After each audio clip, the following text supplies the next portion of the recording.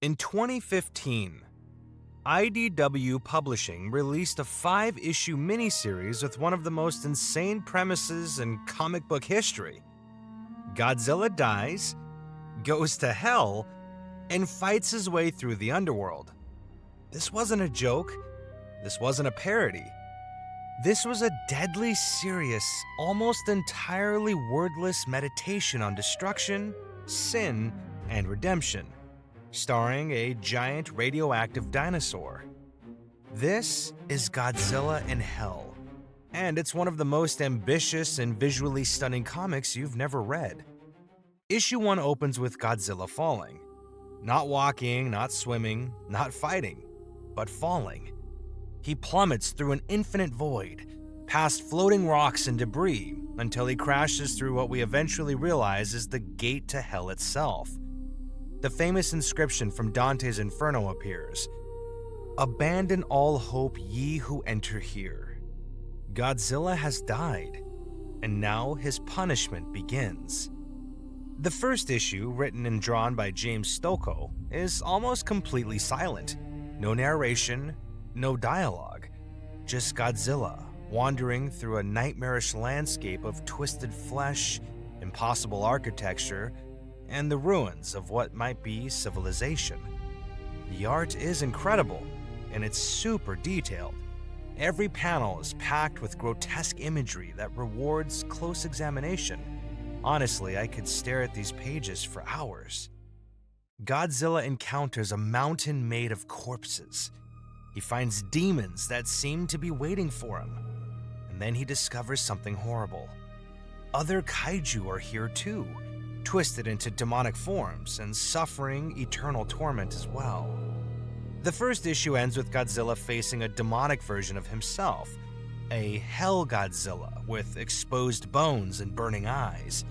It's a mirror of everything he represents: destruction without purpose, rage without end. Issue 2 shifts artists to Bob Eggleton, and the visual style changes dramatically. Where Stokoe's art was dense and detailed, Eggleton paints in broad, apocalyptic strokes. We see Godzilla wandering through what appears to be a destroyed Earth, cities in ruins, the sky on fire, and humanity extinct. This is Godzilla's sin made manifest. He's forced to witness the ultimate consequence of his existence: a world completely destroyed, not by war, not by pollution, but by him, by what he represents. The imagery here draws directly from nuclear anxiety. The original Godzilla was created as a metaphor for atomic destruction, and this issue forces him to confront that legacy. Mountains of human skulls, forests of burned trees, oceans of ash. But something interesting happens. Godzilla doesn't rage. He doesn't fight. He walks through this wasteland almost mournfully. The comic suggests that even a monster can feel something like guilt. Issue 3 by Ulysses Farinas and Eric Freitas, with art by Buster Moody, introduces the first real dialogue in the series. A mysterious figure, possibly God, possibly something else, speaks to Godzilla. We learn that this journey through hell is a test. Godzilla is being given a chance that he's never had before. Continue being a force of pure destruction, or become something else. This issue also features the return of classic Godzilla enemies, now transformed into demons. King Ghidorah appears as a 3-headed dragon straight out of Revelation, blocking Godzilla's path. The battle is brutal and cosmic in scale. 2 titans fighting across a hellscape while reality itself seems to crack around them. Godzilla wins, but the victory feels hollow. He's still in hell. He's still trapped. And the deeper he goes, the worse things get. Issue 4 brings us to the Frozen Depths, a clear reference to Dante's Ninth Circle, where Satan himself is trapped in ice. The art by Ibrahim Mustafa takes on a cold, stark quality. Godzilla pushes through blizzards and frozen wastelands, past damned souls locked in ice, towards something waiting at the center. Here's where the comic does something genuinely clever. In Dante's Inferno, the ninth circle is reserved for traitors, those who betrayed their masters, their countries, and their guests. Godzilla isn't a traitor in the traditional sense, but he has betrayed something: the natural order.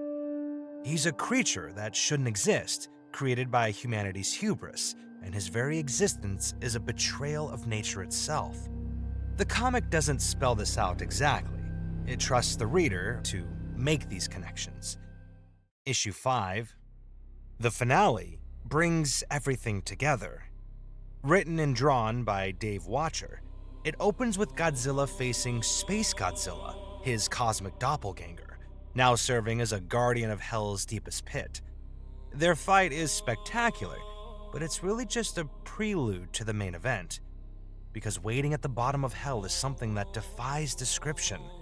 A massive entity, call it Satan, call it the devil, call it the embodiment of all destruction, rises to face Godzilla. This thing makes Godzilla look small, and Godzilla has never looked small. The final battle is everything the series has been building toward. It's not just a physical fight, it's a spiritual one. Godzilla is fighting against the very concept of meaningless destruction. He's fighting against what he was created to be. And here's the twist: Godzilla wins, but not through violence alone. In the comic's most striking sequence, Godzilla absorbs the atomic energy of Hell itself, all the fire, all the rage, all the destruction, and instead of unleashing it, he contains it. He becomes a vessel for all that destructive power, but he chooses not to use it. The final pages show Godzilla emerging from Hell, but he doesn't emerge on Earth. He emerges somewhere else, somewhere that might be heaven, might be limbo, might be a new beginning entirely. The comic ends ambiguously, with Godzilla walking toward a distant light, leaving Hell behind. What makes Godzilla and Hell special isn't just the premise, although Godzilla fights Satan is an incredible hook. It's the execution. 5 different creative teams brought 5 different visual styles to a nearly wordless narrative, creating something that feels more like an art film than a traditional comic. The religious imagery is dense and deliberate. Each circle of Hell that Godzilla passes through corresponds roughly to Dante's structure: limbo, violence, fraud, treachery. But the comic isn't just copying the Inferno. It's adapting it for a creature whose sins are on a planetary scale. There's also a surprisingly thoughtful meditation on the nature of Godzilla himself. Is he evil? He's killed millions over decades of films and comics, but he's also a force of nature. Can a hurricane be evil? Can an earthquake sin? The comic suggests that Godzilla exists in a moral gray zone that most monsters never have to confront. By sending him to Hell, the creators forced both Godzilla and the reader to grapple with questions that 60 years of movies have mostly avoided. This series won the 2016 Rondo Hatton Award for Best Comic, but it remains largely unknown outside hardcore Godzilla fandom. You can find the collected trade back for cheap, and I highly recommend it. The art alone is worth the price.